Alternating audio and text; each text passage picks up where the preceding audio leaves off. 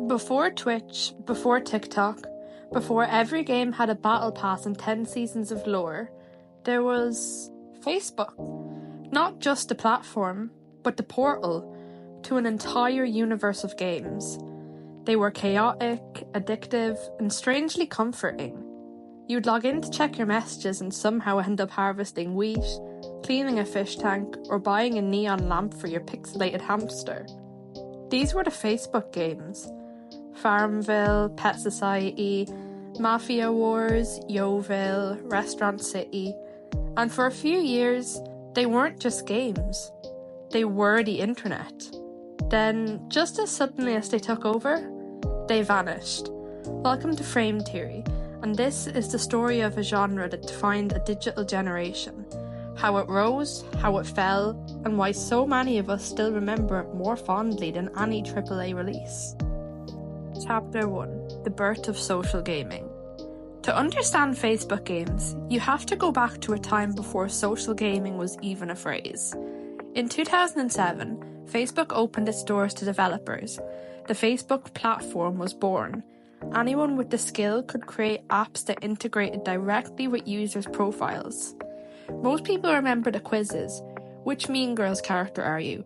What's your vampire name? But buried in that app list was something else. Games. And not the high-skill, high-graphics kind.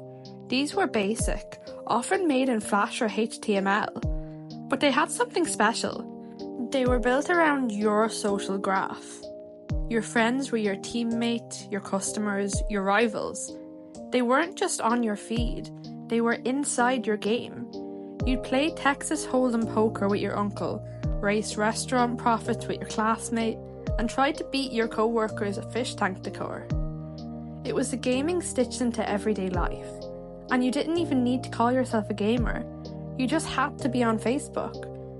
It was the first true casual gaming boom, and it didn't come from Nintendo or Xbox. It came from a bunch of browser pop-ups on your mom's timeline. Chapter 2: The Biggest Titles. It didn't take long for Facebook games to go viral, and some of them became absolute juggernauts. Farmville launched in 2009 and changed everything. The premise? Simple. You plant crops, wait real-time hours, harvest, earn coins, repeat. It was a loop so satisfying, so non-threatening, that 80 million people were playing it monthly at its peak. You'd decorate your farm, visit friends, and flex your new sheep breeds like it was high fashion. But Farmville was only one kingdom in a much larger empire.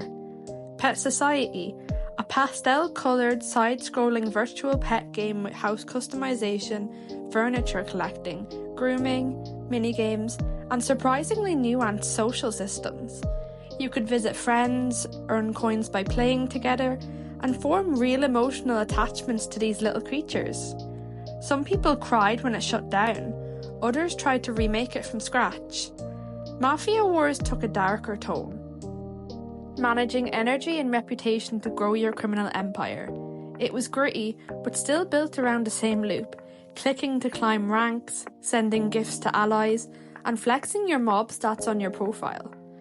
Other hits, such as Restaurant City, where you build and customize your cafe, source ingredients from friends, Yeovil, where you buy apartments, dress up, host parties, Happy Aquarium, where you maintain your fish tank with actual effort, Cafe World, Frontierville, Fishville, Petville, each with their own niche, their own loop, and their own fan base. These games weren't just pastimes, they were routines. You'd check in before school, after dinner, while procrastinating at work. They were bite-sized comfort in a pixelated box. Chapter 3: The Secret Sauce.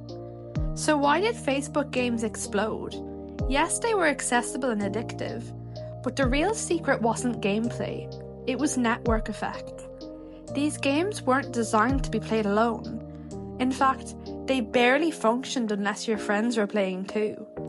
Want to build a new room in Restaurant City? Ask 8 friends to approve the permit. Need rare seeds in Farmville? Beg your friends to send them. Want energy to do more actions in MafiaWare? Spam your wall. You weren't just playing the game. You were recruiting others into it. This created an aggressive growth cycle. More players equals more visibility, which equals more invites, which equals more players. It was self-sustaining until it wasn't. Then there was monetization. Subtle at first, then less so. These games invented many of the systems mobile games still rely on today. Energy systems that made you stop playing unless you paid, time gates that rewarded you for checking in daily, microtransactions for premium items, coins, or VIP perks, and limited time offers that used FOMO as currency. Sound familiar? It should, because the DNA of Clash of Clans, AFK Arena, Merge Mansion, Genshin Impact, all of it starts here, in the fields of Farmville and the streets of Mafia Wars. Facebook games weren't just training players, they were training developers. Chapter 4. The Decline. The end didn't come with a crash, it came quietly. An algorithm tweak, a shift in priorities, a new device in your pocket. In 2012, Facebook changed how apps could interact with your data. Games could no longer automatically post to your wall, tag friends, or mass send invites. That was their oxygen. Once it was gone, their reach collapsed. And then came the smartphone explosion. Mobile gaming was booming, and it had what Facebook games couldn't compete with.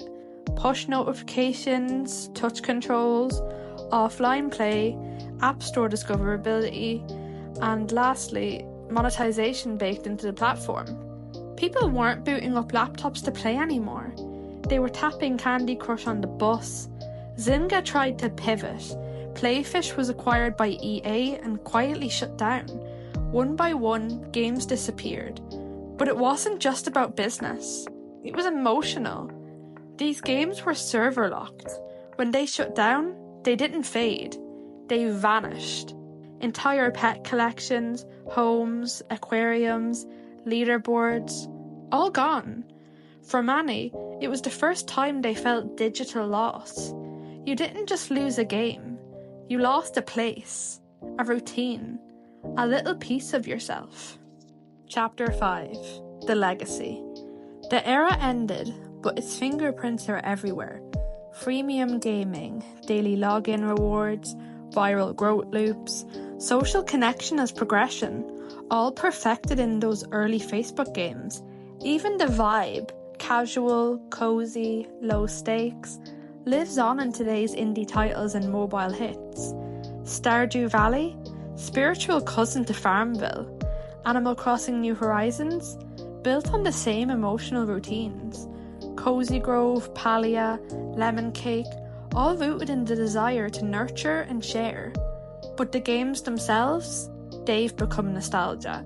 Fan projects have tried to revive Pet Society, private servers have popped up for Cafe World, Reddit threads still mourn forgotten fish and abandoned cafes.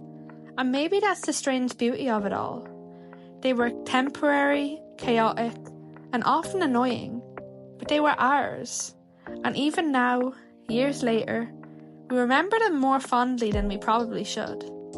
The golden age of Facebook games is gone, but it left behind something lasting, a sense that gaming can be shared, that it doesn't have to be intense or competitive to matter. That connection is gameplay. We poked, we gifted, we harvested, we spammed, and we had a great time. Thanks for watching Frame Theory. Next Friday we're talking about a different kind of digital miracle. Until then, send a gift, feed your fish, and remember to harvest your nostalgia.